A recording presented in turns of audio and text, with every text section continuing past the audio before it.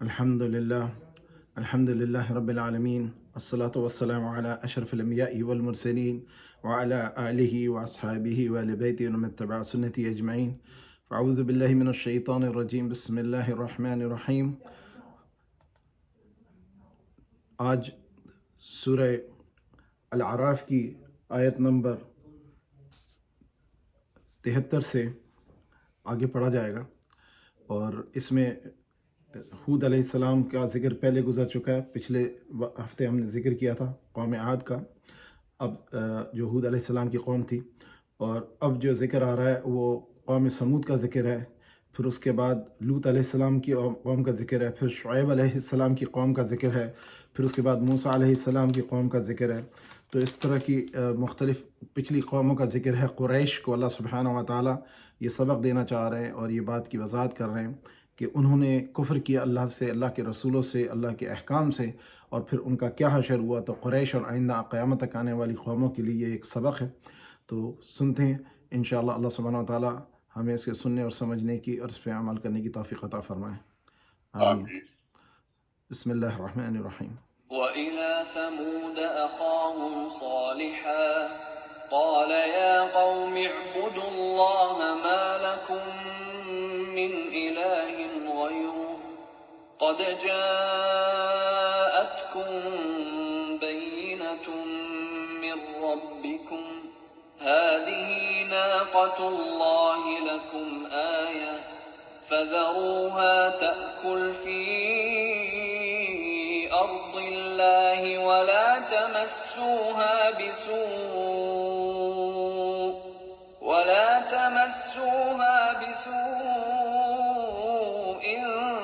فَيَأْخُذَكُمْ عَذَابٌ أَلِيمٌ. اور قوم سمود کی طرف ان کے بھائی صالح کو بھیجا تو صالح نے کہا کہ اے قوم، اللہ ہی کی عبادت کرو، اس کے سوا تمہارا کوئی معبود نہیں. تمہارے پاس تمہارے پروردگار کی طرف سے ایک معجزہ آ چکا ہے، یعنی یہی اللہ کی اونٹنی تمہارے لیے معجزہ ہے. تو اسے آزاد چھوڑ دو کہ اللہ کی زمین میں چرتی پھرے، اور تم اسے بری نیت سے ہاتھ بھی نہ لگانا، ورنہ عذاب علیم تمہیں پکڑ دے گا. اذكروا إذ جعلكم خلفاء من بعد عاد وبوأكم في الأرض تتخذون من سهولها قصورا وتنحتون الجبال بيوتا فاذكروا آلاء الله ولا تعثوا في الأرض مفسدين. اور یاد تو کرو جب اس نے تم کو قوم عاد کے بعد سردار بنایا اور زمین پر آباد کیا کہ نرم زمین سے مٹی لے لے کر محل تعمیر کرتے ہو اور پہاڑوں کو تراش تراش کر گھر بناتے ہو. بس اللہ کی نعمتوں کو یاد کرو اور زمین میں فساد نہ کرتے پھرو.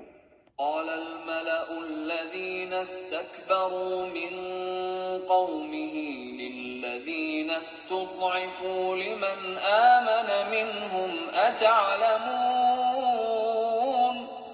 أتعلمون أن صالحا مرسل من ربه قالوا إنا بما أرسل به مؤمنون.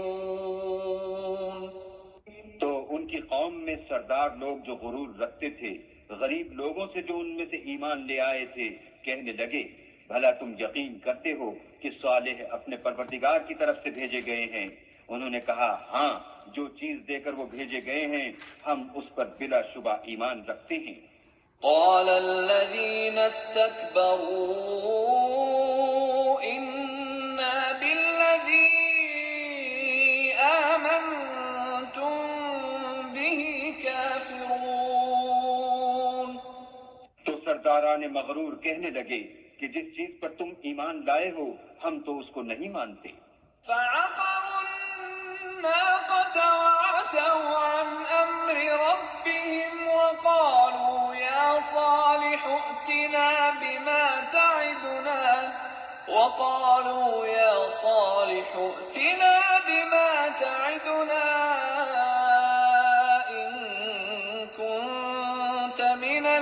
المرسلين آخر انہوں نے اونٹنے کی پونچھوں کو کاٹ ڈالا اور اپنے پروردگار کے حکم سے سرکشی کی اور کہنے لگے کہ صالح جس چیز سے تم ہمیں ڈراتے تھے اگر تم اللہ کے پیغمبر ہو تو اسے ہم پر لے آؤ. فأخذتهم الرجفة فأصبحوا في دارهم جاثمين. تو ان کو بھونچال نے آ پکڑا اور وہ اپنے گھروں میں اوندے پڑے رہ گئے.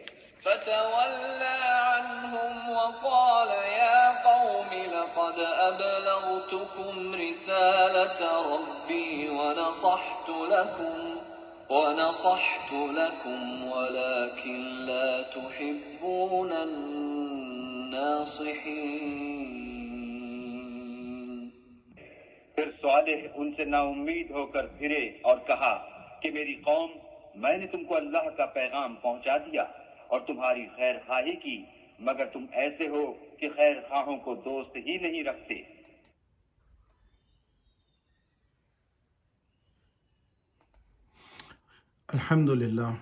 الحمدللہ رب العالمین الصلاة والسلام علی اشرف الانبیاء والمرسلین وعلی آلہ واصحابہ وآل بیتہ ومن اتبع سنتہ اجمعین.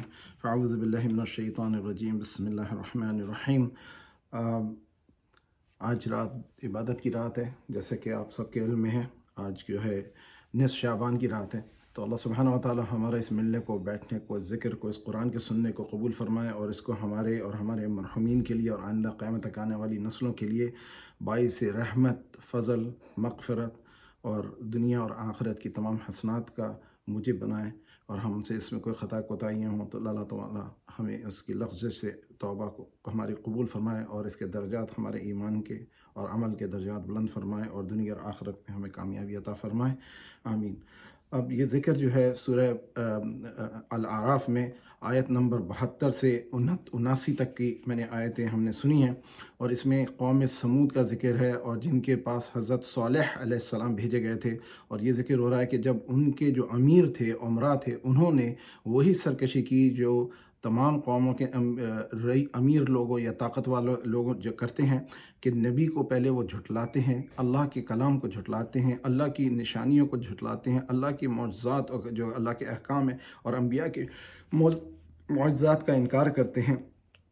تو اللہ تعالیٰ نے ان کی آزمائش، جیسے ناقہ جس کا تقریباً میں جیسے آپ سے ذکر کر چکا ہوں کہ 26 بار سمود کا ذکر آیا.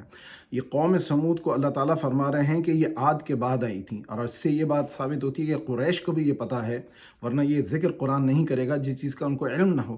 تو اللہ سبحانہ و تعالیٰ قریش کو اور آئندہ قیامت تک آنے والی نسلوں کو، قوموں کو یہ بتانا چاہ رہے ہیں کہ نوح علیہ السلام کے بعد قوم ہود علیہ السلام جو کہ عاد کہلاتے تھے، ان کو اللہ تعالیٰ نے زمین میں خلافت بخشی. اور پھر اس کے بعد جب ان کے گناہ بڑھ گئے حد سے، تو پچھلی بار ہم نے اس کو سنا کہ اللہ تعالیٰ نے ان کو بالکل ختم برباد کر دیا اور صرف چند لوگ بچے تھے جو نبی اور ان کے ساتھ ایمان لانے والے تھے.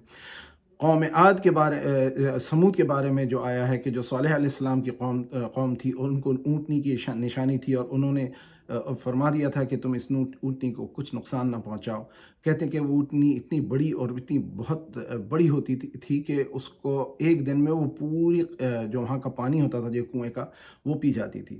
باقی دوسرے دن دوسرے لوگ پیتے تھے. ان کو منع تھا کہ جو اس کا دن ہوگا اس دن کوئی پانی نہیں پیے گا. اور وہ اتنا دودھ دیتی تھی کہ پوری قوم کے لیے اس وقت پورا پڑتا تھا، جو روایات میں بیان کیا گیا. لیکن انہوں نے جب دیکھا کہ یہ اونٹنی جو پہاڑ کے اندر سے نکل کر آئی تھی، اس سے بڑی اور کوئی نشانی ہوگی کہ اللہ کے حکم سے جب انہوں نے کہا کہ یہ پہاڑ سے ہمیں اونٹنی نکال کے دکھاؤ، اور وہ گھابن اونٹنی تھی، تو اللہ تعالیٰ کو کوئی چیز کے کرنے کے لیے کوئی دلیل اور سند کی ضرورت نہیں ہوتی، کوئی سبب کی ضرورت نہیں ہوتی، کیونکہ اللہ سبحانہ تعالیٰ ہی مسبب الاسباب ہے. جب وہ ماں باپ کے ملاپ سے بچہ پیدا کر سکتا ہے اور اونٹنی کو اونٹنی کے ملاپ سے پیدا کر سکتا ہے، تو یہ اللہ کا حکم ہوگا. تو پہاڑ کے اندر سے اونٹنی نکل آئی اور اتنی بڑی اونٹنی تھی کہ وہ پوری، آپ دیکھ سکتے ہیں کہ اس کے بارے میں جو ذکر بیان ہوا ہے. اور پھر اس کو اتنا اللہ تعالیٰ نے اس کو دیا تھا کہ وہ اونٹنی کو جب انہوں نے قتل کیا تو اس کی کونچیں کاٹ دیں، یعنی اس کے پیچھے سے رانے کاٹیں اور پھر اس کو گرا دیا. پھر وہ ظالم آدمی جس نے کھڑے ہو کر کے اس کا گلا کاٹا، تو وہ اس کے بعد اللہ سبحانہ تعالیٰ کا ان پہ عذاب آیا، اور پھر نبی علیہ السلام جو تھے حضرت صالح علیہ السلام، انہوں نے اپنی قوم کو یہی بتایا کہ تم فساد کرنے والے قوم ہو۔ انہوں نے غریب لوگوں پہ بھی انہوں نے جبر کیا، اور انہوں نے کہا کہ تم جن کو نبی کو مانتے ہو کیا یہ واقعی اللہ کے رسول ہیں؟ تو غربا جو تھے، عموماً قوم کے جو غریب غربا تھے، جیسے حضور کے صحابی جو تھے جتنے بھی تھے، اکثر میں ان میں جو تھے وہی تھے جو کہ غریب اور زیادہ طاقتور نہیں تھے، اور جو بڑے قوم کے جو مشہور آدمی تھے اور جو طاقتور آدمی تھے، مالی طور پہ مضبوط تھے، ان میں کبر تھا۔ اور یہ ایک بہت بڑا مسئلہ ہے جس کے اندر تکبر جو ہے، تکبر کے اندر اللہ سبحانہ و تعالیٰ بندے کی ہدایت بھی لے لیتا ہے۔ اور جس آدمی نے بھی تکبر کیا، اور عموماً ہمارے یہاں آپ نے دیکھا ہوگا کہ جس آدمی کے پاس دو کوڑی کی دولت آ جاتی ہے تو اس کی نہ زبان صحیح رہتی ہے، نہ اس کا مزاج صحیح رہتا ہے، اس کے گردن میں کہتے ہیں نا سریا پڑ جاتا ہے، وہ اکڑ کر اینٹ کر کے چلتا ہے، پھر لوگوں کو اپنے مطلب وہ غلام سمجھنے لگتا ہے، وہ سمجھتا ہے میں خدا بن گیا ہوں، نعوذ باللہ۔ وہ اپنے طور پہ خدائی فوجدار اور خدا بن جاتے ہیں، اور وہ فیصلے کرنے لگتے ہیں اور لوگوں کے مستقبل کے بارے میں احکام جاری کرنے لگتے ہیں کہ کون کیا کرے کون کیا نہ کرے، اور یہ عموماً سیاستدانوں، اور سیاستدان عموماً لیڈرز ہوتے ہیں۔ تو اس بات کا اللہ سبحانہ و تعالیٰ نے اس میں ظاہر کیا یہ کہ نبیوں کے ساتھ جو معاملہ ہے ان کے معاملے میں بڑی احتیاط کی ضرورت ہے۔ اور اس وقت جب نبی نے دیکھا کہ انہوں نے اتنا بڑا گناہ کر دیا کہ جس کا اللہ نے حکم کیا تھا، یہ معجزاتی اونٹنی تھی اور وہ اتنی ساری اس کے اندر خوبیاں تھیں، اور اس کو انہوں نے جان بوجھ کر کے پکڑ کر کے اس کو قتل کیا، تو اس کے بعد اللہ سبحانہ تعالیٰ کا عذاب ان پہ واجب ہو گیا۔ کیونکہ کہتے ہیں کہ ایک روایت میں نے یہ بھی پڑھا کہ اونٹنی کا بچہ تھا، اس نے مدد مانگی، پھر اونٹنی نے اللہ تعالیٰ سے مدد مانگی، جس کو قرآن میں ہم نے پچھلی آیت صورتوں میں پڑھا کہ ناقۃ اللہ، وہ اللہ کی اونٹنی تھی۔ تو جس چیز کا بھی تعلق اللہ کی ذات سے ہو جائے، اللہ تعالیٰ کے حکم سے ہو جائے، یعنی نبی اللہ، رسول اللہ، کتاب اللہ اور ناقۃ اللہ، ولی اللہ، یہ جتنے بھی چیزیں ہیں جن کو اللہ کے ساتھ وابستگی ہو جائے، اس کی فضیلت ویسی بڑھ جاتی ہے۔ اور اللہ تعالیٰ نے خاص طور پر ان کو، اللہ تعالیٰ کے علم میں یہ بات ہے کہ یہ قوم ایسی تھی کہ جو کفر کرتی ہے، تو انہوں نے جب کفر کیا اور حد سے گزر گئے، تکبر کیا، نبی کو کہتے تھے کہ جناب آپ نعوذ باللہ جھوٹے ہیں، مجنون ہیں، آپ ہم سے زیادہ کچھ جانتے نہیں ہیں، اگر اللہ کو چننا ہی ہوتا تھا تو ہم میں سے کسی امیر آدمی کو اور امیر خاندان کو چنتا۔ اللہ تعالیٰ کو ان تمام حاجات اور ضروریات کی ضرورت نہیں ہوتی، ہاں لیکن اللہ کے انبیاء اور رسول جو ہوتے ہیں وہ خاص، ان میں خوبصورتی ہوتی ہے، ان کے اندر خاص ایک روحانی کیفیت ہوتی ہے جس سے لوگ جو نیک فطرت لوگ ہیں وہ ان کی طرف کھنچ کے آتے ہیں۔ تو جب انہوں نے دیکھا کہ ان کا اتنا گناہ بڑھ گیا ہے تو پھر انہوں نے ان سے پلٹ گئے، اور نبی پلٹ گئے ان لوگوں سے، اور پھر اس کے بعد ان پر اللہ کا عذاب آیا۔ اور جب عذاب آیا تو انہوں نے یہی کہا کہ یا قومی لقد ابلغتکم رسالات ربی، کہ بے شک میں نے تم کو اپنے رب کے میسج رسالت پہنچا دی، ونصحت لکم، اور تمہیں نصیحت بھی کر دی، ولکن لا تحبون الناصحین، لیکن تم تو محبت، حب کہتے ہیں محبت کو، یعنی کسی کو پسند کرنا یا محبت کرنا، تو ناصح کو تو تمہیں کچھ ان سے محبت ہی نہیں ہے۔ پھر اگلا ذکر آ رہا ہے لوط علیہ السلام کی قوم کا۔ باتوں کے دوران میں یہ ذکر کر دوں کہ لوط علیہ السلام کی قوم کا جو گناہ تھا وہ یہی تھا جس کو آج کل کہا جاتا ہے سامل اینڈ گمورا، جو کہ فلسطین اور اردن کے درمیان کا علاقہ ہے۔ اس علاقے میں قوم آباد تھی۔ یہ ایک ایسا عمل کرتے تھے جو کہ مردوں سے وہ شہوت کرتے تھے اور عورتوں کو نہیں رکھتے تھے یا عورتوں کے ساتھ تعلق نہیں رکھتے تھے۔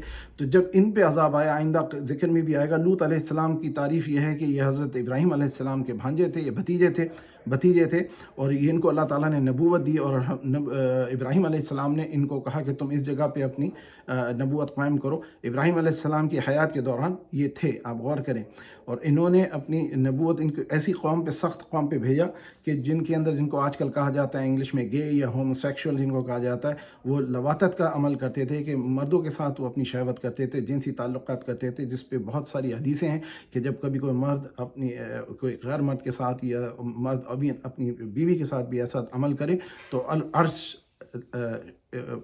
لرزا آ جاتا ہے، اس میں زلزلہ آ جاتا ہے۔ یہ ایسا عمل ہے جس کو اتنا فحش اور اتنا برا سمجھا گیا ہے، اور اس میں ان سے پہلے کوئی قوم انفرادی طور پہ تو لوگوں میں یہ بیماری تھی، یہ ایک تکلیف کا مسئلہ تھا یا عیب تھا، اس کو کردار کا عیب ہے۔ دیکھیے اس میں پچھلی قوم نے اللہ کی نشانی کو قتل کیا، یہ والے اللہ کے بندوں کے ساتھ برا کرتے ہیں، اور پھر یہ کرتے ہیں کہ لوگوں کے راستے میں بھی بیٹھنے والے ان میں ہوتے تھے، اس لیے ہمارے لیے منع ہے کہ راستے میں کبھی نہیں بیٹھا کرو۔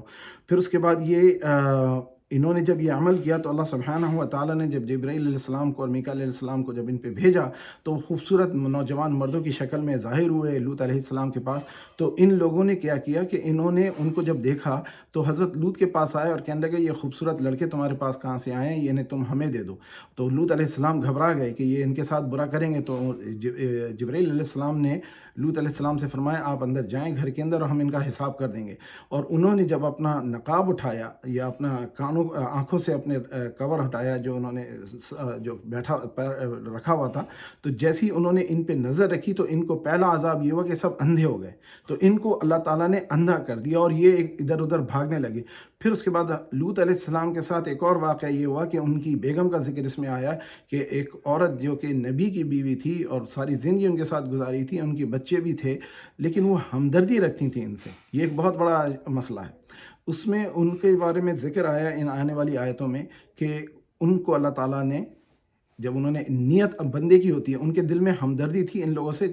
ممکن ہے کہ وہ اس عمل میں ان کے ساتھ شامل نہ ہوئی ہوں, لیکن ان سے ہمدردی کرنے پر اللہ تعالیٰ نے ان کو پیچھے چھوڑ دیا اور ان کے اوپر بھی عذاب آیا. تو اس عمل کے ساتھ ایک بہت بڑی شرط یہ بھی رکھی گئی کہ ایسا عمل کا کرنا اور ایسے عمل کے کرنے والوں کے ساتھ یعنی محبت کرنا. آپ کسی کو ہدایت کر سکتے ہیں تو شریعت کے حکم کے حساب سے ایسی کیفیت رکھنے والا انسان کرے کیا. اس کے لیے حکم یہ ہے کہ وہ اجتناب کرے, یعنی اس کی جو شوق ہے یا اس کو جو اس میں لذت ہے تو وہ عمل پیرا نہ ہو. جیسا کہ آپ نے دیکھا ہے کہ خبریں آتی ہیں کہ بچوں کے ساتھ کیا گیا, جو چرچوں سے خبریں آتی ہیں, جو مسلمانوں میں بھی یہ بہت برائی کا عمل کیا جاتا ہے. ہر انسان کے ساتھ ایک آزمائش ہے. تو ایسے لوگوں کے لیے حضور نے فرمایا کہ وہ اپنی اس شہوت کو قابو میں رکھیں اور ایسا عمل نہ کریں.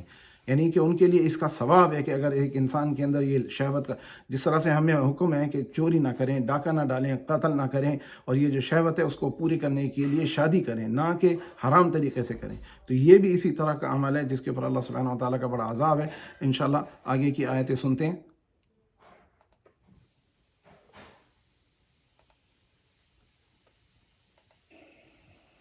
وَلُوطًا إِذْ قَالَ لِقَوْمِهِ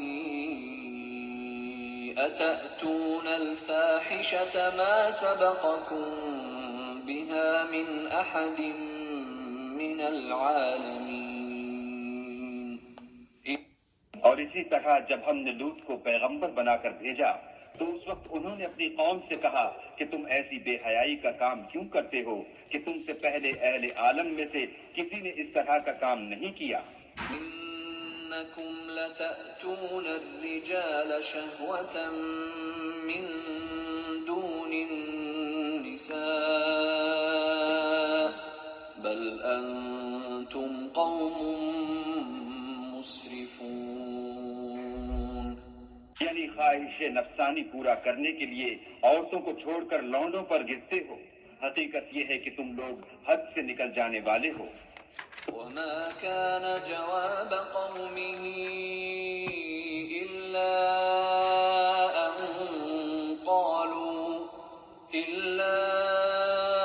أَن قَالُوا أَخْرِجُوهُم مِّن قَرْيَتِكُمْ إِنَّهُمْ أُنَاسٌ يَتَطَهَّرُونَ. ان سے اس کا جواب کچھ نہ بن پڑا اور بولے تو یہ بولے کہ ان لوگوں یعنی لوط اور اس کے گھر والوں کو اپنے گاؤں سے نکال دو کہ یہ لوگ پاک بننا چاہتے ہیں. فَأَنجَيْنَاهُ وَأَهْلَهُ إِلَّا امْرَأَتَهُ كَانَتْ مِنَ الْغَابِرِينَ. تو ہم نے ان کو اور ان کے گھر والوں کو بچا لیا مگر ان کی بیوی نہ بچی کہ وہ پیچھے رہنے والوں میں تھی.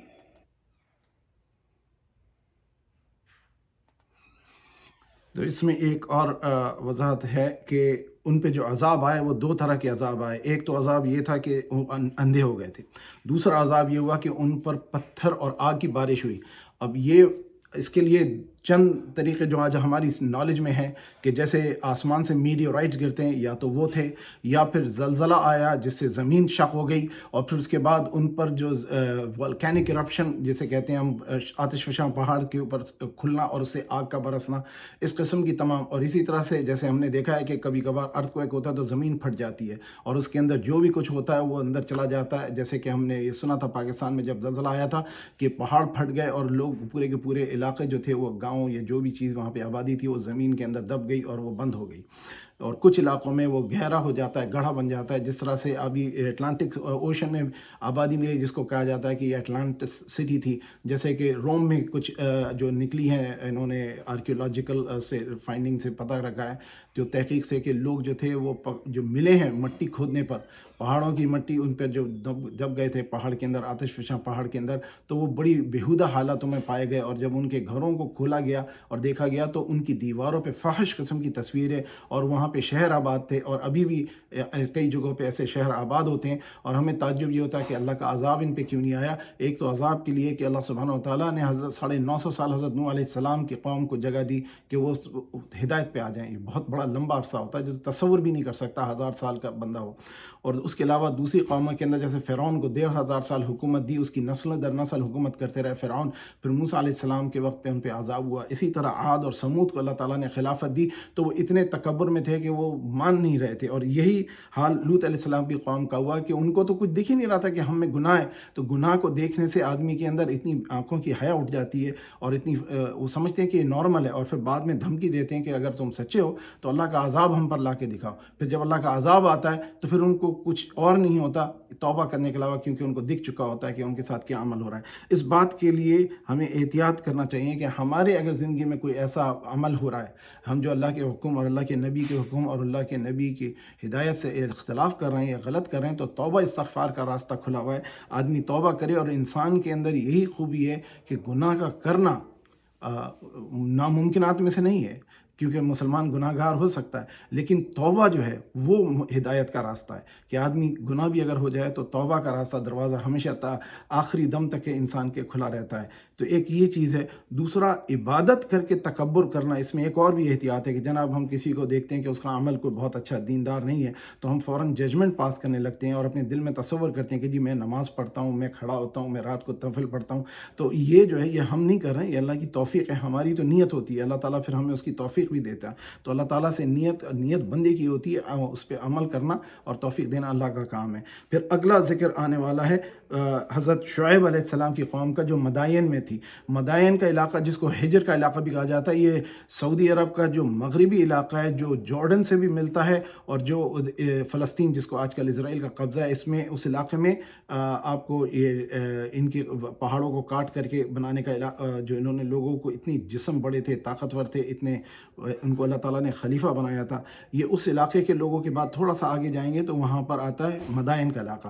مدائن کا علاقہ ہے، وہاں پر شعیب علیہ السلام کو اللہ تعالیٰ نے بھیجا. اور اس قوم کی بیماری کیا تھی؟ دیکھیے وہ آج یہ بیماری اور یہ گناہ. دیکھیے ہم نے پچھلی قوم کا سنا کہ انہوں نے اللہ سے کفر کیا، نبی سے کفر کیا، عاد اور سمود نے. اور یہ لوط علیہ السلام کی قوم نے ایک عمل کیا جو کہ کرداری طور پہ ایک بیڈ کیریکٹر کہلاتا ہے. تیسرا جو اگر یہ دیکھیں، اس میں ایک اور بھی کہا جاتا ہے کہ یہ نیچرل ہے جو ہومو سیکشولیٹی ہے. اس بات پر توجہ رکھیں کہ اللہ سبحانہ و تعالیٰ اس کو اس طرح سے نہیں مینشن فرماتا. اللہ تعالیٰ جانتا ہے کہ بندے کو اپنے عمل میں احتیاط ہوتی ہے، اور اگر نہیں ہوتی تو وہ اس پہ استقامت کرے کہ ایسا عمل نہ کرے، کیونکہ اللہ نے منع فرمایا.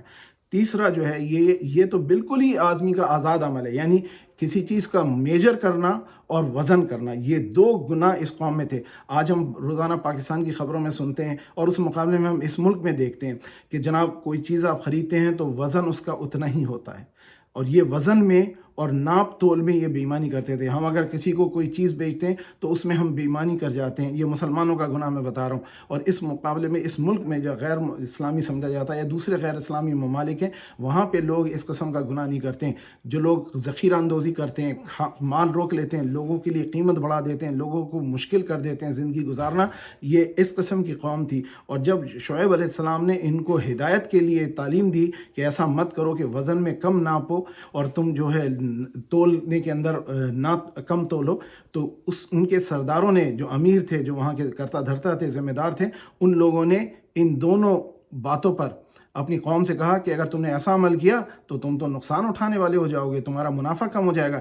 اس کی بڑی احتیاط ہے۔ حضور علیہ الصلوۃ والسلام کی حدیث ہے، آپ نے فرمایا کسی نے ایک جو انچ بھی ہوتا ہے نا، جس کو کہا جائے کم سے کم گز کی زمین یا ہاتھ بھر برابر زمین، بالش کے برابر زمین، کسی نے کسی کے پر قبضہ کیا تو قیامت کے روز اللہ تعالیٰ اس کی گردن میں زمین کے برابر، یہ زمین جو ہماری ہے ارتھ، اس کے برابر کا وزن اس کی گردن میں توق بنا کر کے ڈال دیں گے۔ اور اس کے لیے جب حضور کی معراج ہوئی تو معراج میں بھی ان لوگوں کی شکلیں دکھائی گئیں کہ جو لوگ ناپ تول میں کمی کرتے تھے۔ ہمارے ہاں تو لوگ بٹے لگا دیتے ہیں جو وزن کم کر دیں، یہ وزن بڑھا دیتے ہیں۔ یہ جانوروں کے اندر جو ہم نے سنا ہے کہ جب مرغی خریدنے جاؤ تو اس کو وہ کھال کے ساتھ اور اس کے پروں کے ساتھ وزن سے بیچتے ہیں۔ یہ بھی ایک بے ایمانی، کون کھاتا ہے جانور کے پر؟ لیکن وہ پیسہ کمانے کے لیے پھر ان کو انجیکشن بھی لگاتے ہیں، پھر ان کے اندر وہ پانی کے انجیکشن لگا کر کے گوشت کو وزنی کر دیتے ہیں، اور یہ تمام چیزیں کر کے وہ کر کے آ رہے ہیں، وہ چھوڑے پیسے بنانے کے لیے اپنا ایمان اس میں بیچ رہے ہیں، اور قیامت کے روز ان کی بڑی بری حالت ہوگی۔ اب آپ دیکھیے پاکستان میں جب پتہ لگا ہے کہ موجودہ حکومت اپنی چاہ رہی ہے کہ لوگوں کے لیے آسانی کرے، لیکن لوگ جو ہیں وہ کبھی شکر دبا دیتے ہیں، کبھی گندم دبا دیتے ہیں، کبھی چاول دبا دیتے ہیں۔ لوگوں کا خیال نہیں ہے۔ حکومت سے اختلاف کرنا ایک اپنی جگہ ہے، لیکن لوگوں کو بھوکا رکھنا اور ان کو مجبور کر دینا کہ وہ گناہ پہ آ جائیں اور چوریاں کریں اور ڈکیتیاں کریں، دیکھیں نا یہ پورا سائیکل چل رہا ہے۔ اور ہمیں دکھتا ہے کہ ہمارے یہاں امن نہیں ہے، اور پاکستان کا وجود اسلام کے نام پہ آیا تھا، یعنی ایثار و قربانی کی ضرورت تھی اس ملک کو بنانے کے لیے۔ اسی طرح سے دوسری قومیں، اور اس ملک میں آپ دیکھیں امریکہ میں ہم کوئی چیز خریدنے جاتے ہیں تو ہمیں اس میں آپشن ہوتا ہے کہ واپس کر دو۔ ہمارے والا تو بندہ پہچانتا بھی نہیں ہے اگر ایک بار آپ نے اس کی دکان سے خرید لیا کہ کون ہے، اور پھر ہم یہاں پر جب جاتے ہیں استعمال بھی کر لیتے ہیں تو ان کو ریٹرن کرنے چاہیں تو ان کا ایک ریٹرن ڈپارٹمنٹ ہوتا ہے، اس کو لے لیتے ہیں، آپ سے بحث لڑائی جھگڑا نہیں کرتے ہیں، وہ سامان کو لے کر کے کمپنی کو بھیج دیتے ہیں، پھر آپ کو آپشن دیتے ہیں کہ یا تو آپ پیسے واپس لے لیں یا دوبارہ نئی چیز لے لیں۔ دیکھیے یہ ایمانداری ہے جو اس قوم کے اندر اخلاص ہے۔ اللہ سبحانہ و تعالیٰ ان کو دنیا میں کامیابی دے رہا ہے اور ان کو دنیا میں عزت دے رہا ہے، اس کی وجہ ان کی ایمانداری ہے۔ اور اگر ہمارے دل چھوٹے نہ ہوتے تو اللہ تعالیٰ فرماتے ہیں، حدیث میں حضور نے فرمایا کہ ان کے گھروں کی دیواریں چاندی کی، دروازے سونے کے ہوتے، اور قیامت کے روز لیکن ان کو کچھ نہیں ملے گا۔ ہمارے لیے قیامت میں ملے گا، یہاں دنیا میں اکثر آپ دیکھیں گے کہ ایمان والے جو اہل ایمان ہیں وہ کمزور اور لاچار ہوتے ہیں۔ تو سنتے ہیں اس اگلی آیات کو، شعیب علیہ السلام کا ذکر ہے، اور انشاءاللہ پھر اس کے بعد الگ ذکر ہوگا۔ وَأَمْطَرْنَا عَلَيْهِمْ مَطَرًا فَانظُرْ كَيْفَ كَانَ عَاقِبَةُ الْمُجْرِمِينَ۔ ہم نے ان پر پتھروں کا مہ برسایا، سو دیکھ لو کہ گناہگاروں کا کیسا انجام ہوا۔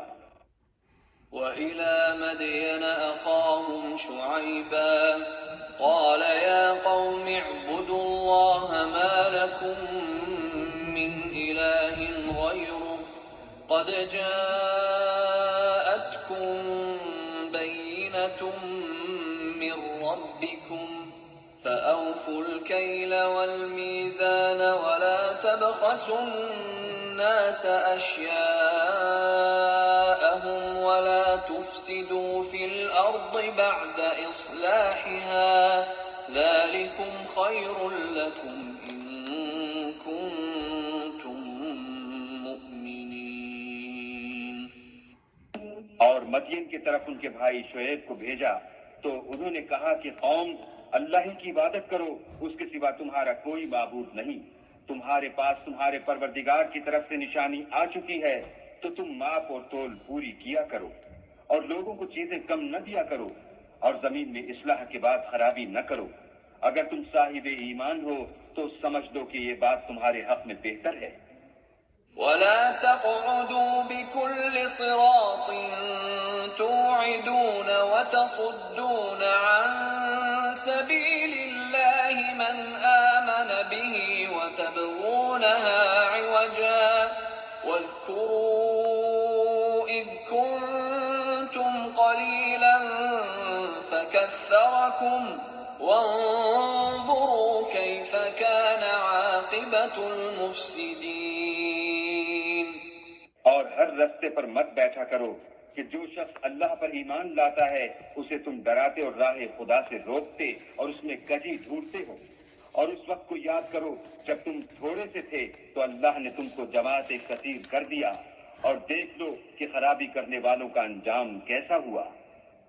وَإِن كَانَ طَائِفَةٌ مِّنكُمْ آمَنُوا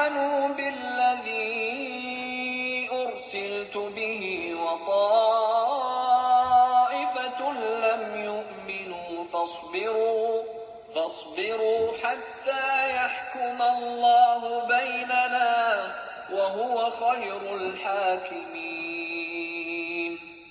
اور اگر تم میں سے ایک جماعت میری رسالت پر ایمان لے آئی ہے اور ایک جماعت ایمان نہیں لائی تو صبر کیے رہو یہاں تک کہ اللہ ہمارے تمہارے درمیان فیصلہ کر دے اور وہ سب سے بہتر فیصلہ کرنے والا ہے.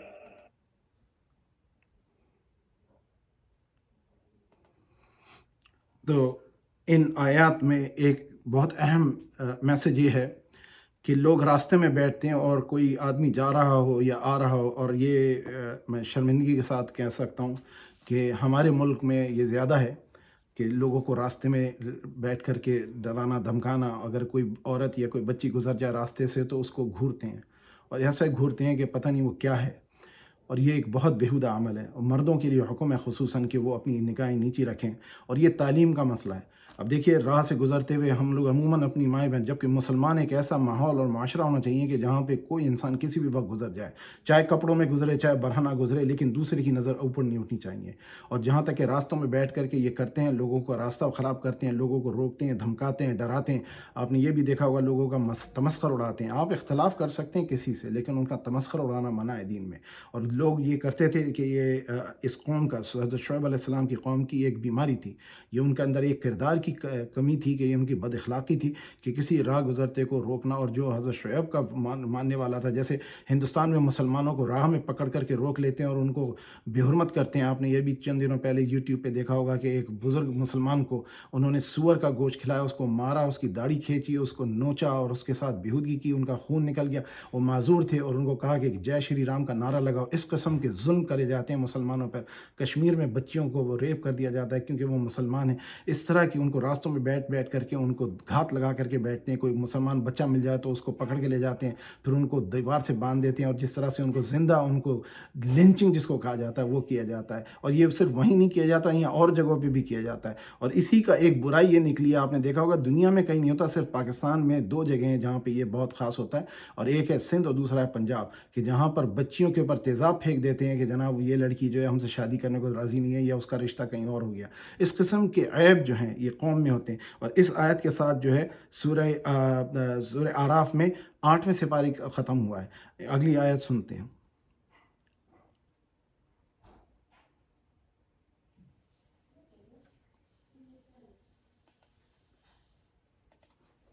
قال الملأ الذين استكبروا من قومه لنخرجنك يا شعيب والذين آمنوا معك من قريتنا أو لتعودن في ملتنا قال أولو كنا كارهين.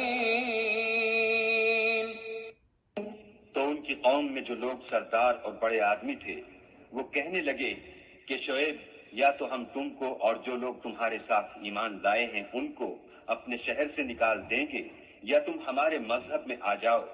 انہوں نے کہا، خواہ ہم تمہارے دین سے بیزار ہی ہوں تو بھی قد افترينا على الله كذبا إن عدنا في ملتكم بعد إذ نجانا الله منها وما يكون لنا أن نعود فيها إلا أن يشاء الله ربنا وسع ربنا كل شيء علما على الله توكلنا ربنا افتح بيننا وبين قومنا بالحق وأنت خير الفاتحين. اگر ہم اس کے بعد بھی کہ اللہ ہمیں اس سے نجات بخش چکا ہے تمہارے مذہب میں لوٹ جائیں تو بے شک ہم نے اللہ پر جھوٹ اس طرح باندھا اور ہمیں شایع نہیں کہ ہم اس میں لوٹ جائیں. ہاں، اللہ جو ہمارا پروردگار ہے وہ چاہے تو ہم مجبور ہیں. ہمارے پروردگار کا علم ہر چیز پر احاطہ کیے ہوئے ہے. ہمارا اللہ ہی پر بھروسہ ہے. اے پروردگار، ہم میں اور ہماری قوم میں انصاف کے ساتھ فیصلہ کر دے، اور تو سب سے بہتر فیصلہ کرنے والا ہے. وقال الملأ الذين كفروا من قومه لئن اتبعتم شعيبا إنكم إذا لخاسرون. اور ان کی قوم میں سے سردار لوگ جو کافر تھے کہنے لگے کہ بھائیو اگر تم نے شعیب کی پیروی کی تو بے شک تم خسارے میں پڑ گئے. فأخذتهم الرجفة فأصبحوا في دارهم جاثمين. تو ان کو بھونچال نے آ پکڑا اور وہ اپنے گھروں میں اوندے پڑے رہ گئے.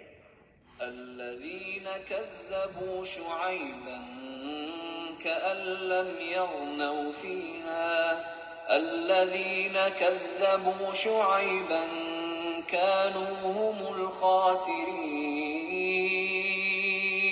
یہ لوگ جنہوں نے شعیب کی تکذیب کی تھی ایسے برباد ہوئے تھے کہ گویا وہ ان میں کبھی آباد ہی نہیں ہوئے تھے. غرض جنہوں نے شعیب کو جھٹلایا وہ خسارے میں پڑ گئے. فتولى عنهم وقال يا قوم لقد أبلغتكم رسالات ربي ونصحت لكم فكيف آسى على قوم كافرين. تو شعیب ان میں سے نکل آئے اور کہا کہ بھائیو میں نے تم کو اپنے پروردگار کے پیغام پہنچا دیے ہیں اور تمہاری خیر خواہی کی تھی تو میں کافروں پر عذاب نازل ہونے سے رنج و غم کیوں کروں.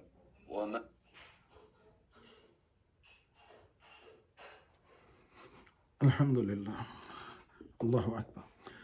اب ان آیات میں ایک بات اور وضاحت ہوتی ہے کہ جو لوگ طاقتور ہوتے ہیں، جو اثر انداز ہوتے ہیں، جو بڑے ہوتے ہیں قوم کے، جن کو کہا جائے لیڈرز، وہ اپنی قوم کو ڈراتے ہیں اور غریبوں کو دھمکاتے ہیں اور ان کو اثر لاتے ہیں. اور اس میں خصوصاً بالخصوص انبیاء علیہم السلام کے ساتھ جو ہوا، جیسے مسلمانوں کے ساتھ ہے بر صغیر ہندوستان میں اور برما میں اور مختلف جگہوں پہ ہوا ہے کہ مسلمانوں کو زندہ جلا دیا گیا اور ان کو ان کے جسم کو اذیتیں پہنچائی ہیں، ان کی کھال اتار دی گئی ہے، ان کو جس طرح سے دیکھا ہے آپ لوگوں نے، یہ بتانے کی بات نہیں ہے. اور نشانے لگا کر کے ان کے بچے بچیوں کو ان کے سامنے، آنکھوں کے سامنے ان کو مارا گیا.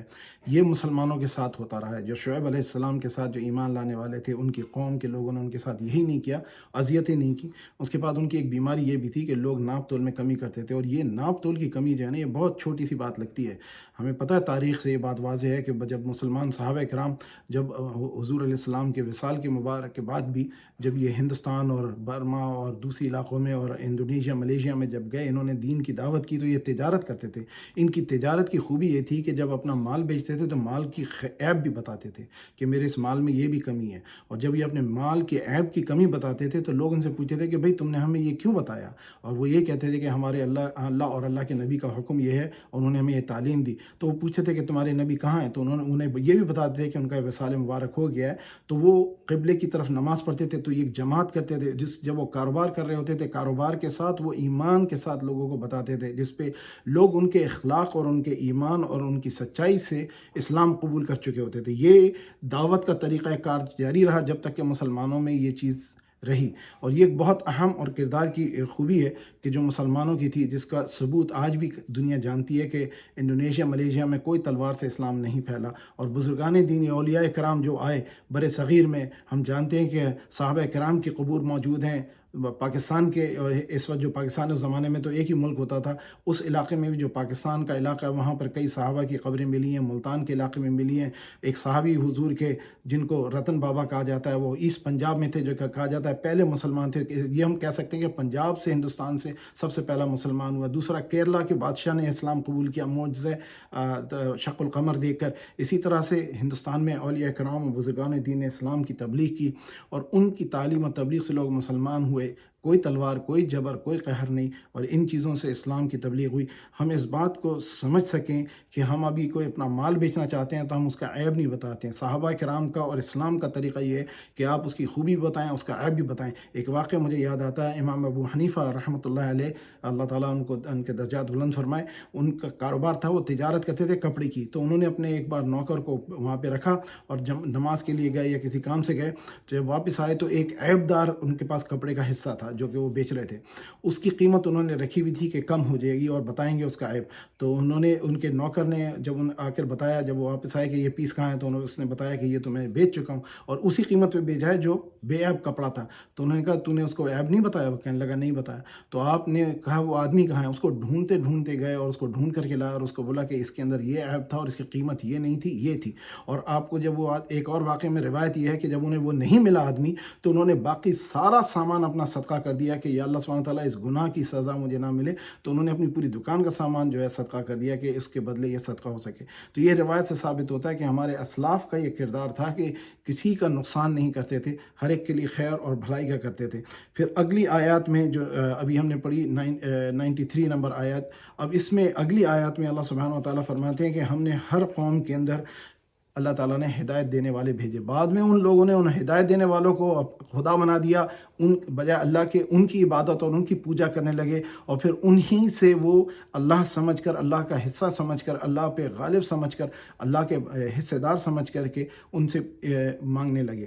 اور یہی اس کے لیے اللہ سبحانہ و تعالیٰ نے انسان کو منع فرمایا کہ عبادت اور دعا اللہ سے کی جائے گی. وسیلہ باندھنا ایک الگ بات ہے، وہ وسیلے سے انہوں نے آگے بڑھا کر کے اس کو ان کے لیے عبادت کے حصے میں شامل کر لیا. اگلی آیات سنتے ہیں. أرسلنا في قرية من نبي إلا أخذنا أهلها بالبأساء والضراء لعلهم يضرعون. اور ہم نے کسی شہر میں کوئی پیغمبر نہیں بھیجا مگر وہاں کے رہنے والوں کو جو ایمان نہ لائے دکھوں اور مصیبتوں میں مبتلا کیا تاکہ وہ عاجزی اور زاری کریں. پھر ثم بدلنا مكان السيئة الحسنة حتى عفوا وقالوا قد مس آباءنا الضراء والسراء فأخذناهم بغتة وهم لا يشعرون. ہم نے تکلیف کو آسودگی سے بدل دیا، یہاں تک کہ مال و اولاد میں زیادہ ہو گئے تو کہنے لگے کہ اسی طرح کا رنج و راحت ہمارے بڑوں کو بھی پہنچتا رہا ہے. تو ہم نے ان کو ناگہاں پکڑ لیا اور وہ اپنے حال میں بے خبر تھے. ولو أن أهل القرى آمنوا واتقوا لفتحنا عليهم بركات من السماء والأرض ولكن كذبوا فأخذناهم بما كانوا يكسبون. اگر ان کی بستیوں کے لوگ ایمان لے آتے اور پرہیزگار ہو جاتے تو ہم ان پر آسمان اور زمین کی برکات کے دروازے کھول دیتے، مگر انہوں نے تو تکذیب کی، سو ان کے اعمال کی سزا میں ہم نے ان کو پکڑ لیا. أفأمن أهل القرى أن يأتيهم بأسنا بياتا وهم نائمون. کیا بستیوں کے رہنے والے اس سے بے خوف ہیں کہ ان پر ہمارا عذاب رات کو واقع ہو اور وہ بے خبر سو رہے ہوں؟ أَوَأَمِنَ أَهْلُ الْقُرَىٰ أَن يَأْتِيَهُم بَأْسُنَا ضُحًى وَهُمْ يَلْعَبُونَ.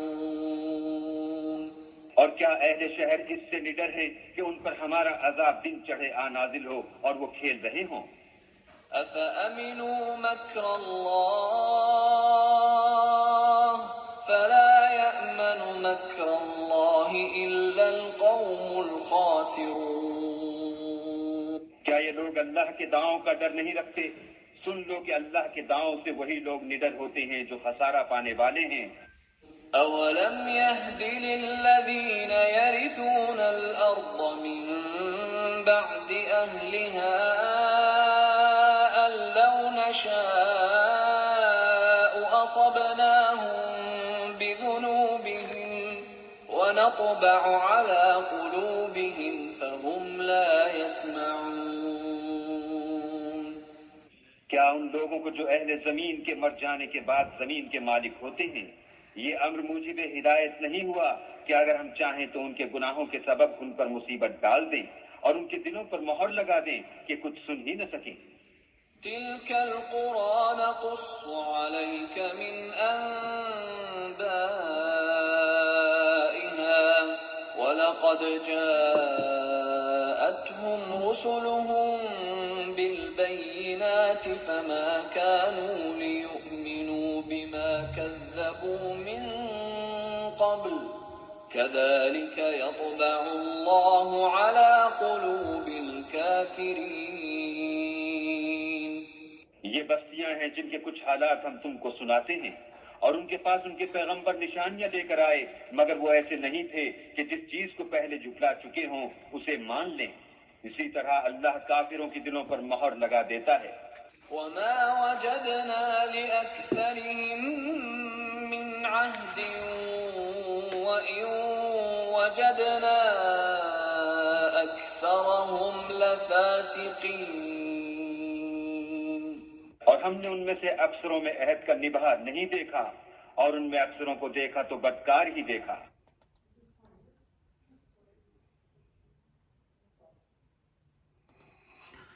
تو ان آیات سے جو آیت نمبر 100 سے 102 تک کے ہم نے سنی، اس میں اب اللہ سبحانہ و تعالیٰ ایک ریکیپ جس طرح سے کہا جائے بات کو پوری وضاحت کر رہے ہیں کہ قوموں کے اندر جو گناہ گار جب دیکھے اللہ تعالیٰ نے ان میں نبیوں اور رسولوں کو بھیجا. خاتم النبیین رحمۃ للعالمین ہمارے آقا مولا محمد رسول اللہ صلی اللہ علیہ وسلم آخری نبی، اور اس کے بعد ان کی امت کی ذمہ داری ہے کہ یہ میسیج اور پیغام ساری دنیا میں پہنچائیں اور لوگوں کو خود بھی عمل کریں اور لوگوں کو بھی عمل کرائیں. اور پھر اللہ سبحانہ تعالیٰ نے یہ بات کی وضاحت بھی فرما دی کہ اکثر ایمان والے پہلے ہوتے تھے، بعد میں جب ان کے پاس آسانیاں اور آسائشیں آئیں تو انہوں نے گناہ کرنے شروع کیے اور اپنے گناہوں میں وہ اتنے مضبوط ہو گئے کہ کیونکہ ان پہ کوئی آزمائش اور عذاب نہیں آتی رہی، اور جب کبھی کوئی آزمائش اور عذاب آتا بھی دکھتا تو وہ کہتے جی وہ پچھلے لوگوں کی کہانیاں ہیں، اور جب ہم پر وقت آئے گا انشاءاللہ ہم اپنے طور پہ نعوذ باللہ جب ہم پر یہ آزمائشیں آئی ہیں تو ان کا کچھ نہیں، یہ تو ہوتی رہتی ہیں. جیسے آج اگر آپ کسی کو بولیں کہ جی ارتھ کویک آتے ہیں تو وہ یہی بولیں گے کہ جی ارتھ کویک تو آتے ہی رہتے ہیں، کون سی بڑی بات ہے. تو بہرحال اللہ سبحانہ و تعالیٰ ہم کو صبر عطا فرمائے اور ہدایت عطا فرمائے اور ہماری آئندہ قیامت تک آنے والی نسلوں پہ اپنا رحم و کرم نازل فرمائے. آئندہ کا جو ذکر آ رہا ہے وہ حضرت موسیٰ علیہ السلام کا ذکر ہے، تو اس کو آج میں یہیں روک لیتا ہوں کیونکہ وہ بہت طویل ذکر ہے، اور فرعون کے ساتھ جو ان کا معاملہ ہوا تھا اور ان کی قوم کے ساتھ ہوا تھا انشاءاللہ اگلے اتوار اس کے بارے میں پڑھیں گے. اور اللہ سبحانہ و تعالیٰ سے دعا ہے کہ اللہ تعالیٰ اس کے سننے اور سمجھنے اور اس پہ عمل کرنے کی توفیق عطا فرمائے. ہم نے قوم عاد کا سنا، قوم سمود کا سنا، قوم لوط کا سنا، قوم شعیب کا سنا. شعیب علیہ السلام جو کہ حضرت موسیٰ علیہ السلام کے سسر بھی ہیں کچھ روایت کے مطابق. تو بہرحال باٹم لائن یہ ہے کہ ہر قوم میں عیب ہوتے ہیں اور عیب رہے ہیں اور عیب ہوتے رہیں گے، اور ایک ایسا عیب جس کو کردار بھی کہا جائے ایمان اور عقیدے کے ساتھ. اب دیکھیے اگر میں نماز پڑھتا ہوں پھر بھی میں جھوٹ بولتا ہوں، میں مال غبن کرتا ہوں، دھوکہ دیتا ہوں، چوری کرتا ہوں، رشوت لیتا ہوں، حرام کما رہا ہوں، اور پھر میں سمجھ رہا ہوں کہ جی میرے ماتھے پہ نشان پڑا ہوا ہے، میری زار و قطار داڑھی ہے. اور یہ تجربات آپ لوگوں کو بھی ہوئے ہوں گے کہ آپ ان کردار میں جب آدمی کی تبدیلی نہ آئے تو حضور نے فرمایا کہ نماز تیری قبول جب ہوگی کہ جب تیرے اندر تبدیلی آئے گی. اگر ہمارے اندر تبدیلی نہیں آتی اور ہم میں اخلاص نہیں آتا اور ہم میں ایسی نرمی نہیں آتی کہ دوسرا انسان ہمارے ساتھ یہ محسوس کرے کہ ہم حق پر بھی ہیں، ہمارے اندر کبھی سختی بھی ہے، اور غصہ بھی اگر ہمیں آتا ہے تو وہ شفقت والا غصہ ہوتا ہے جو کہ ہم اپنے بچوں سے جب کرتے ہیں. جب دیکھتے ہیں چھوٹا بچہ کیسی کوئی غلطی کرتا ہے تو ہم اس کے ساتھ ظلم نہیں کرتے ہیں. آپ نے یہ دیکھا ہے کہ کچھ علماء کرام جو ٹی وی پہ آپ نے ویڈیو میں دیکھا ہو، یہ باتیں میں یوں کر رہا ہوں کیونکہ یہ دیکھی جا رہی ہیں اور یہ ہمارے لیے نقصان دہ ہے کہ بچوں کو قرآن پڑھانے کے لیے مولوی صاحب نے اتنا مارا کہ بچے کی جان نکال دی. اسکول کے ٹیچر نے بچے کو کلاس میں اتنی اذیت دی کہ وہ بچہ جان سے چلا گیا، ہڈیاں توڑ دی. یہ اسلام نہیں ہے، نہ ہی یہ تعلیم ہے. اور ہم دیکھتے ہیں کہ ہمارے کاروباری طبقہ ہمارے ملکوں میں سے ٹیکس نہیں دینا چاہتا. ملک کا ٹیکس نہیں دو گے تو ملک کیسے چلے گا؟ بہانہ ہے جی وہ چور ہیں. تو آپ آپ نے چوروں کی حکومت اس لیے لائی کہ آپ بھی چور تھے. تو حضور نے فرمایا تمہارے سردار وہی ہوں گے جو تمہارے میں سے ہوں گے, کوئی باہر سے نہیں آتے ہیں. اور ہمارے جیسے ملک جس کو ایک نظریاتی ملک ہے, کیونکہ پاکستانی ہیں تو ہم اپنے ملک کے بارے میں کہہ سکتے ہیں, اس میں آپ لوگ مجھ سے شاید اختلاف بھی کریں, جو کہ آپ کا بھی حق ہے. مجھے تو درد یہ ہے, ہم سب کو بھی درد ہے کہ ہمارا وطن جہاں پہنچنا تھا وہاں یوں ہی نہیں پہنچ رہا, کیونکہ ہم میں بھی کردار کی کمی ہے, اور ہمارے علماء کرام میں بھی, اور ہمارے سیاستدانوں میں بھی, اور حکمرانوں میں بھی کردار کی کمی ہے. امیر آدمی کو بیل دے دی جاتی ہے, اور غریب آدمی سالوں سال صرف جیل میں اس لیے پڑا رہتا ہے کہ اس کا کوئی کیس نہیں, ورنہ نیب کے نام کے بہانے پر وہ سیاستدانوں کو جیل میں ڈالتے ہیں, پھر ان کو نکال دیتے ہیں. ایک عجیب سا انہوں نے سرکس بنا کے رکھا ہے ملک کا, نہ ترقی ہو رہی نہ تعلیم ہو رہی ہے.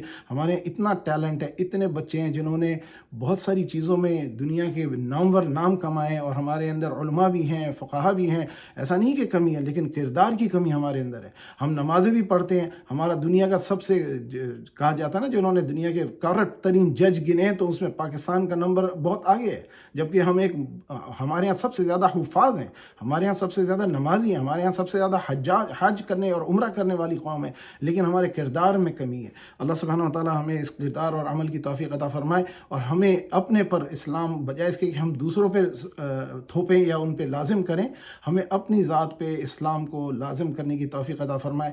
خواہشیں ہوتی ہیں, لذتیں ہوتی ہیں, ایک عمر ہوتی ہے. ہماری بھی بچے تھے, ہم امریکہ ایسے تو نہیں آ گئے نا, امریکہ آنے کی وجہ بھی ایک تھی, اور وجہ یہی تھی کہ ہم جو تھے اس ملک میں آ کر کے بہتر زندگی گزارنا چاہتے تھے. اب جو ہے ہمارے پاس ایک عمر میں پہنچ کر ہم میں یہ کیفیت آئی ہے کہ ہمیں اندازہ ہوا کہ یہ دنیا کا مال تو تھوڑا سا ہے. اب جو ہم میں سے 63 سال کے ہو گئے, یہ تو سنت زندگی گزار لی, اب اس کے بعد بونس زندگی گزار رہے ہیں, اور یہ ہم ابھی بھی ہم کمائی میں لگے رہے دن رات. ہمیں اس کی فکر نہیں ہے کہ میری نماز گئی, میری عبادت گئی, میرا کردار کیا ہوا. بس جمع کر رہے ہیں مال, ہورڈنگ جسے کہتے ہیں. ہم نے اپنے آپ کو اس میں اتنا لگا دیا ہے کہ نہ ہماری نیند ہے, نہ روزہ ہے, نہ زکوٰۃ ہے. خیر کے جنہوں نے کام کیے, جو آج بھی مشہور ہے, آپ نے دیکھا عیدی آج بھی مشہور ہے. اس دور میں عیدی ہو سکتا ہے تو آج بھی ہو سکتا ہے, اور آخرت میں اللہ تعالیٰ انہی کو مشہور رکھے گا. محمد علی جناح کی کوئی وراثت نہیں بچی, اس نے وہ پاکستان بنا کر کے قوم کے نام کر دیا, لیکن کچھ خاندان ہیں جو اپنی وراثت میں لگے ہوئے ہیں. اس طرح کی چیزیں بہرحال آپ سب ماشاءاللہ تعلیم یافتہ ہیں, سمجھتے ہیں, یہ باتیں بیان کرنے کی نہیں ہیں, لیکن یہ کہ ہمیں کردار کی کمی ہے. ہمیں عبادات کو ہم نے دین سے الگ کر دیا. ہمارا دین تو ملتا ہے, ان چیزوں کو سب ملا کر کے بنتا ہے. بہرحال بہت سارے انٹرنل اور ایکسٹرنل فیکٹرز ہیں, کچھ کلچرل فیکٹرز ہیں, کچھ ہم میں اندر. اب یہ لیلۃ البرات ہے, آج جو ہے شب برات ہے. شب برات میں لوگ پھلجڑیاں اور چراغاں کرتے ہیں. اس کا تو یہ ہندوؤں سے تھا, مسلمانوں سے تو کوئی تعلق نہیں تھا. حضور علیہ الصلوۃ والسلام نے فرمایا اس رات جب میں روزے رکھتا ہوں شوال کے, اس لیے رکھتا ہوں شعبان کے, کہ اعمال اٹھائے جاتے ہیں. تو ہمیں ایک بات کا پتہ لگا کہ اس دن اعمال اٹھائے جاتے ہیں. آپ نے فرمایا میں چاہتا ہوں کہ میرے اعمال جب اللہ کے حضور پیش کیے جائیں تو میں روزے سے. جب ہمارے نبی کی خواہش تھی تو ہمیں نصف شعبان کا رکھنے کا حکم دیا, اور اس کے لیے بہت ساری حدیث ہیں. حضرت علی کے بھی اقوال ہیں, حضرت عائشہ کے بھی اقوال ہیں. کچھ لوگ کہتے ہیں کہ جی یہ کیا کہا جائے کہ محدثین کی سند کے معیار پہ پورے نہیں ہوتے. بھائی ہمیں آپ کا سند نہیں چاہیے, آپ کا معیار نہیں چاہیے. ہمارے بزرگ آبا و اجداد یہ سنت اور نفل عبادات کرتے آئے ہیں, ہم کرتے رہیں گے. آپ کو نہیں کر رہے نہ کریں, آپ ہمارے کان نہ کھائیں, آپ ہمارے لیے بلا وجہ یہ شرارتیں نہ کریں, شیطان بن کر دلوں میں شک نہ پیدا کریں. جس نے پڑھنا ہے 2 رکعت پڑھے. اللہ تعالیٰ نے فرمایا کون ہے جو مغفرت چاہے تو میں اس کی مغفرت کروں, تو 2 رکعت مغفرت کی پڑھیں. اللہ تعالیٰ فرماتے ہیں کہ جو رزق چاہے میں اس کو رزق دوں, تو 2 رکعت رزق کی پڑھیں. کیونکہ بہترین طریقہ مانگنے کا یہ ہے کہ اللہ کے آگے سربت سجود ہو. کب سربت سجود ہو؟ نماز کی حالت میں ہو. کون سی نماز ہو؟ نفل کی نماز ہو. کون سی دعا مانگے؟ 2 رکعت میں وہ صرف استغفار کرے. سجدہ سب سے قریب اللہ تعالیٰ کے ہوتا ہے بندہ جب سجدے کی حالت میں ہوتا ہے, تو سجدے میں اللہ تعالیٰ سے استغفار کرے. پھر اس کے بعد 2 رکعت میں جب سجدے میں ہو تو اللہ تعالیٰ سے رزق کی وسعت کی, اور رزق میں صحت اور جان بھی ہے. پھر اس کے بعد آپ جو ہے زندگی کی جو اپنی درازی عمر, اور جتنی بھی دعائیں مانگنی ہے مانگے, کوئی قید نہیں ہے. اللہ تعالیٰ تو دینے والا, اللہ کے خزانوں میں کمی نہیں ہے. تو اس رات کے لیے جو حدیثیں نازل ہوئی ہیں اس میں یہ ثابت ہے, جو اللہ تعالیٰ کے نبی نے فرمایا کہ مانگو. اللہ تعالیٰ سے یہ مانگنے کی رات ہے, اور کیونکہ اعمال اٹھائے جاتے ہیں تو اللہ تعالیٰ کے پاس یہ عرضیاں جائیں گی. ہم اپنے لیے، اپنی اولاد کے لیے، آنجوان انسانیت کے لیے، لوگوں کے لیے، جس ملک میں رہ رہے ہیں اور جس ملک سے آئے ہیں، اس ملک کی خیر اور دنیا کی خیر، کائنات کی خیر، انسانیت کی خیر کی، سب کی بھلائی کی، امن کی، لوگوں کے لیے سکون کی، اور اس ملک کے لوگوں نے جو ہمیں جگہ دی تو ان کے لیے دعا کریں کہ اللہ تعالیٰ ان کے دل اسلام کے لیے کھول دے، ان کو اسلام میں داخل کر دے، ان کی نسلوں کو آباد کر دے اور ان کو شاد کر دے، تاکہ یہ ایمان کے لیے آ جائیں، ایمان کے ساتھ ان کو شاد آباد کریں، ہماری نسلوں کو قیامت تک اس ایمان کے ساتھ شاد اور آباد فرما دے۔ اللہ تعالیٰ ان سب کو ہدایت عطا فرما دے۔ تو ہمیں اس رات کو دعائیں مانگنی چاہیے۔ تقریر وغیرہ تو ہوتی رہتی ہیں، بیانات ہوتے رہتے ہیں، لیکن یہ چند ہوتے ہیں ونڈوز آف اپرچونٹی۔ کچھ لوگ کہتے ہیں جی لیلۃ القدر سے اس کو ملا کر کے لوگوں نے غلط کر دیا ہے۔ بھائی تم وہاں موجود نہیں تھے، تم کو اپنے ذہن سے تم افطرا کر رہے ہو۔ ہمارے یہاں تو ایک سلسلہ چلا آ رہا ہے، ہمارے یہاں حضور علیہ الصلوۃ والسلام کے ٹائم سے اب تک کے لوگ لیلۃ البرات کے اندر عبادت کرتے ہیں، نوافل عبادت کی جاتی ہے، دعائیں مانگی جاتی ہیں، استغفار کی جاتی ہے۔ حضور قبرستان گئے تھے، جنت البقیع گئے تھے، تو ہمیں بھی قبرستان جانے کا حضور نے اپنی آخری زندگی کے وقت میں چند دنوں میں یہ فرمایا، میں نے تم کو قبروں پہ جانے سے منع کیا تھا، اب قبروں پہ جاؤ اور وہاں جا کر کے ان کے لیے استغفار کرو۔ اور حضور خود گئے، حضرت عائشہ رضی اللہ تعالیٰ عنہ گئیں، آپ نے فرمایا حضور نے ہاتھ اٹھائے کہ آپ کے اتنے سر تک کے ہاتھ اٹھا کر کے آسمان کی طرف دیکھا اور اہل قبور کے لیے انہوں نے دعا کری، اور آپ نے فرمایا اس رات اللہ سبحانہ وتعالیٰ بنی کلب کی بکریوں سے زیادہ بالوں کے ان کے جتنے بال ہیں بنی کلب کی بکریوں کے، ان سے زیادہ لوگوں کی مغفرت فرماتے ہیں۔ آپ اندازہ لگائیں ایک بھیڑ کے اندر بال کتنے ہوتے ہیں، جبکہ پوری بنی کلب کی سب سے زیادہ بکریاں تھیں وہ قبیلے کے۔ تو ایک مطلب آپ نے ایک معیار دیا، نہ کہ ایبسلوٹ نمبر دیا، اس سے زیادہ۔ تو یعنی آپ ایک قبیلہ جس کی سب سے زیادہ بھیڑوں کے بال ہوتے تھے، بھیڑیں ہوتی تھی اور بھیڑوں میں بال ہوتے تھے، ان سے زیادہ لوگوں کی آج مغفرت ہوتی ہے، سوائے اس کے لیے جو شرک کرے، جو دل میں برائی رکھے، جو کینہ پروری کرے۔ اب ہمیں چاہیے کہ اپنے دوست، اعزہ اقربا، مہمان، بھائی بہن، دوست، احباب جتنے ملنے والے ہیں، کاروباری لوگ ہیں، سب کے ساتھ اپنے معاملات اچھے کر لیں، تاکہ اللہ کے پاس جب ہمارے اعمال پیش ہوں تو اس طرح سے آئیں کہ ہمارا دل صاف ہے، ہماری نیت صاف ہے۔ اور عموماً لوگوں کے اندر ناراضگی رشتہ داریوں میں ہوتی ہے، یا دوستی میں ہوتی ہے، یا کاروباری ہوتی ہے، اس کے علاوہ کوئی ناراضگی ہوتی نہیں، کسی سے معاملہ نہیں، آپ اسے ناراض کیوں ہوں گے؟ تو جن سے ہم ڈیل کر رہے ہیں، جن کے ساتھ ہمارے نوکر ہیں، جو ہمارے سپیریئر ہیں، ایک دوسرے سے دل صاف کر لیں، اور پھر اگلے سال جو پھر میل آئے پھر دوبارہ صاف کر لیں، کیونکہ اللہ تعالیٰ نے ایک اپرچونٹی دی ہے۔ اور پھر لیلۃ القدر رمضان کی 27 کو جو لیلۃ البرات آئے گی، جس رات قرآن کا نزول ہوا، اس دن اللہ سبحانہ وتعالیٰ احکام نازل فرمائیں گے۔ تو تقریباً 45-42 دن کا یہ فرق ہے، اس میں اللہ تعالیٰ کے احکام فرشتوں کو مل جائیں گے، اور وہ لیلۃ القدر کی رات کو جبرائیل علیہ السلام یہ تمام لے کر کے آئیں گے۔ آج اعمال اٹھائے جائیں گے، اعمال ویسے بھی روزانہ فجر اور عصر میں اٹھائے جاتے ہیں، پھر ہمارے اعمال جمعہ اور جمعرات کو بھی، پیر اور جمعرات کو بھی جاتے ہیں۔ تو حضور نے فرمایا روزہ رکھو ان دن کو۔ حضور شعبان میں بہت روزے رکھتے ہیں۔ تو یعنی ایک تو ڈیلی بجٹ ہوتا ہے، ایک ویکلی بجٹ ہوتا ہے، اور ایک ایئرلی بجٹ ہوتا ہے، اور پھر اس کے بعد ایک عمر کا بجٹ ہوتا ہے۔ جب لیلۃ القدر کے اندر جس دن قرآن کا نزول ہوا، اس دن پھر پوری زندگی کے معاملات کی مغفرت ہوتی ہے۔ تو یہ بڑی برکت کی راتیں ہیں۔ اپنے مرحوم والدین کے لیے دعا کریں، ان کے لیے دعا کریں۔ سب سے بہت اچھی جو قرآن میں دعا ہے اللہم ارحمہما کما ربیانی صغیرا، یا اللہ سبحانہ تعالیٰ ان پہ رحم فرما جیسے انہوں نے مجھ پہ رحم فرمایا جب میں چھوٹا بچہ تھا۔ ایک دیکھیے ہمارے یہاں اردو میں ایک محاورہ ہوتا تھا ہمارے یہاں پاکستان ہندوستان میں، کہ جب ہم اپنے مرحوم کا ذکر کرتے تھے، ہم کہتے اللہ بخشے ہمارے والد اور والدہ، یہ کہتے تھے اللہ بخشے ہمارے فلاں چچا پھپھا تایا اور ماموں اور فلاں شیخ اور فلاں بزرگ اور محلے کے فلاں آدمی ایسے کرتے تھے۔ یہ اللہ بخشے کا لفظ جو ہے رحمہم اللہ، ہم کہتے ہیں نا رحمت اللہ علیہ، یہ وہی دعا ہے جس کو عربی میں رحمت اللہ علیہ کہتے ہیں، ہم تو کہتے ہیں بخشے، اللہ تعالیٰ بخش دے ان کو، یعنی ایک دعا ہے۔ تو جب بھی اب کسی مرحوم کا ذکر کریں تو اللہ بخشے، اور دوسرا جو زندہ ہے اس کے لیے دعا کریں کہ اللہ تعالیٰ ان پہ رحم کرے، ان پہ اپنا رحمت کا سایہ کرے۔ یہ مظلہ العالیہ جس کو ہم کہتے ہیں، زندوں کو ہم کہتے ہیں اللہ تعالیٰ کا سایہ رہے ان پہ، ذل کہتے ہیں سایہ کو، اللہ تعالیٰ کا ان پہ سایہ رہے، جیسے ہم اپنے علماء کرام اور بزرگان دین کے لیے دعا کرتے ہیں۔ اس کے ساتھ اب میں روکتا ہوں، اگر کوئی بات ہو، کوئی چیز اور کوئی معاملہ ہو، اس کی وضاحت کرنا ہو تو ضرور فرمائیں، اور میں انشاءاللہ اگلے اتوار انشاءاللہ پھر ملیں گے۔ تو سورہ اعراف کے اندر ہم 9واں سپارہ شروع کر چکے ہیں، اور انشاءاللہ اگلے بار انشاءاللہ اس کا ذکر ہوگا۔ اور اگر کوئی سوال ہو، کوئی کامنٹ ہو، کوئی کریکشن ہو، تو آپ لوگوں سے گزارش ہے کہ اپنی رائے پیش کریں اور دعا کریں۔ انشاءاللہ اس کے بعد پھر ہم ختم کرتے ہیں۔ تو ایک بار میں انشاءاللہ آپ لوگوں کی کامنٹ کا انتظار کر رہا ہوں، کوئی کامنٹ ہو، کوئی سوال ہو تو کر لیں، یا وضاحت ہو تو کر دیں، ورنہ پھر دعا کر کے ختم کرتے ہیں۔